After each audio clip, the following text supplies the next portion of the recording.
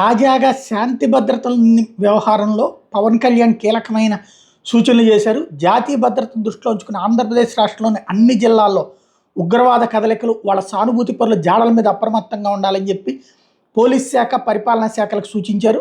ఈ మేరకు పలు సూచనలు చేస్తూ రాష్ట్ర ప్రభుత్వ ప్రధాన కార్యదర్శికి, రాష్ట్ర డీజీపీకి లేఖలు రాశారు. ఆపరేషన్ సింధూర్ తర్వాత అనుక్షణం అప్రమత్తంగా ఉండాల్సిన తరుణం వచ్చిందని, దీని మీద సంబంధిత శాఖలతో సమన్వయం అవసరమని చెప్పారు. విజయనగరంలో ఓ యువకుడికి ఐఎస్ఐఎస్తో సంబంధాలు ఉన్నాయని, పేలులో కుట్ర పన్నిన విషయాన్ని తెలుగు రాష్ట్రాల నిఘా వర్గాలు గుర్తించి అరెస్ట్ చేసిన క్రమంలో మన రాష్ట్ర పోలీసులు మరింత కట్టుదిట్టమైన చర్యలకు ఉపక్రమించాలి. ఉగ్రవాద సానుభూతి పరులు, స్లీపర్ సెల్స్, అక్రమ వలసదారులు, రోహింగ్యాల ఉనికి మీద, అలాంటి వాళ్ళ కదలికల మీద అన్ని జిల్లాల అధికారులు తక్షణం అప్రమత్తమై ఎక్కడైనా ఉగ్రనీడలు, వారి జాడలు కనిపిస్తున్న ఉన్నతాధికారుల దృష్టికి తీసుకొచ్చి సమగ్ర విచారణ చేపట్టాలని ఆదేశించారు. ముఖ్యంగా తీర ప్రాంత జిల్లాల పరిధిలో ఈ తరహా కార్యకలాపాల మీద ప్రత్యేక నిఘా ఏర్పాటు చేయాలని కోరారు. రాష్ట్రంలో సుదీర్ఘమైన సముద్ర తీరం ఉంది కాబట్టి తీర ప్రాంత నిఘా, తీర ప్రాంత రక్షణ మీద ప్రత్యేక దృష్టి అవసరమని ఆ లేఖలో పేర్కొన్నారు. పహల్గామ్ ఉగ్రదాడులు తదనంతర పరిణామాలతో దేశ అంతర్గత భద్రతపై తగిన జాగ్రత్తలు తీసుకునే విషయంలో రాష్ట్రంలోని అక్రమ వలసదారులు, ఉగ్రవాద సానుభూతి పరుల మీద ఇప్పటివరకు ప్రభుత్వం వద్దున్న సమాచారాన్ని అనుసరించి మరింత లోతుగా విచారణ చేపట్టాలని కోరారు. గతంలో రాష్ట్రంలో ఏవైనా ఉగ్ర కార్యకలాపాలు పాల్గొన్న వాళ్ళ మీద పూర్తి స్థాయి అప్రమత్తత అవసరమని, ఉత్తరాంధ్ర, గోదావరి, మన్యం జిల్లాల మీద ప్రత్యేక దృష్టి సారించాలని సూచించారు. స్లీపర్ సెల్స్, తీవ్రవాద సానుభూతి పరుల ఉనికిని గుర్తించేందుకు కట్టుదిట్టమైన చర్యలు చేపట్టాలన్నారు.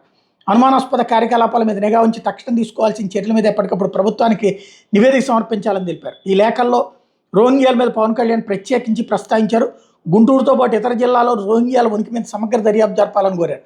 వీళ్లలో కొందరికి రేషన్, ఆధార్, ఓటర్ కార్డులు ఉన్నాయన్న సమాచారం వస్తుంది. ఇది ఆందోళనకర పరిణామం అని చెప్పారు.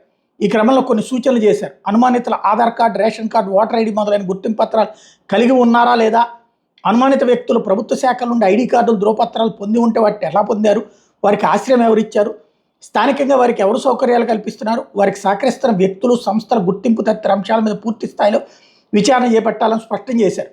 జాతీయ భద్రత, ప్రజల భద్రతను అత్యంత ప్రాధాన్యతాంశంగా పరిగణించి తక్షణ చర్యలు తీసుకోవాలన్నారు. కొన్నేళ్ల కిందట గుంటూరు, గత ఏడాది రాయలసీమ ప్రాంతాల్లో ఎన్ఐఏ దాడులు చేసి అనుమానితులను అదుపులో తీసుకుంది. ఈ విషయాలన్నీ ప్రస్తుత పరిస్థితుల నేపథ్యంలో మన పోలీసులు గమనంలో తీసుకోవాలని సూచించారు. దేశ భద్రత, రక్షణ అనేవి ఈ తరుణంలో అత్యంత ప్రాధాన్యత కూడుకును అని చెప్తూ రాష్ట్ర పోలీసు యంత్రాంగం శాంతి భద్రతతో పాటు అంతర్గత భద్రతపై ప్రత్యేక దృష్టి సారిస్తే కేంద్ర ప్రభుత్వ చర్యలకి రాష్ట్ర సహకారం తోడవుతుందన్నారు.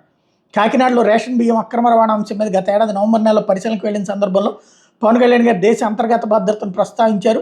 కాకినాడ జిల్లా రెవెన్యూ, పోలీస్, పోర్టు అధికారులతో మాట్లాడి తీర ప్రాంతంలో నిఘా వ్యవస్థ అక్రమంగా లేని పక్షాల అంతర్గత భద్రతకు ముప్పు వాటిల్లుతుందనే ఆందోళన వ్యక్తం చేశారంటూ ఈ సందర్భంగా జనసేన గుర్తు చేసింది.